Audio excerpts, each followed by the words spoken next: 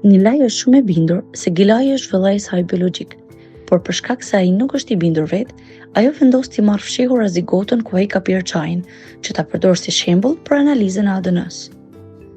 Gilaj e vëren se çfarë po bën ajo, ndaj nuk e quan hajdute për gotën, por i thot se vetë është i gatshëm të bëjë analizën e ADN-s, që ajo të jetojë më e qetë, sepse ai është i bindur që nuk janë motor dhe vëlla biologjikisht.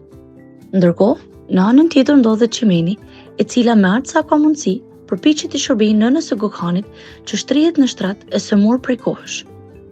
Nëna e Gokhanit e vëren që ajo nuk është mirë dhe ngulmon të flasin e të ndajnë hallet, derisa Çimeni pranon.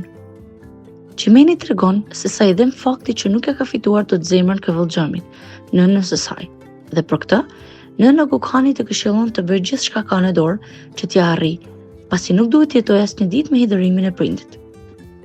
Për herë të parë, mes Çimenit dhe nënës së Gokhanit zhvillohet një bisedë e qetë dhe e ngrohtë, ndaj dhe Çimeni gëzohet aq shumë sa që motivohet që të pajtohet me nënën e saj, Këvëllxhamin. Për të pajtuar me Këvëllxhamin, Çimeni kërkon ndihmë nga babai i saj, Kajhani. Gjatë asaj kohe, në vendin e punës së Këvëllxhamit po zhvillohet një bisedë e pakëndshme. Omuti shkon sërish pranë Rizgarit, pasi ky i fundit jo vetëm që nuk e hoqi nga puna në Mërseman, por i dha edhe rritje në detyrë.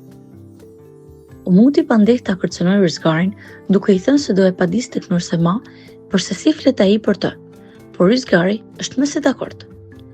Madje, Rizgari shton e thot se do t'ja përsëriste në sy Nursemas të gjitha fjalët që ka thënë për të në mosprezencë të saj.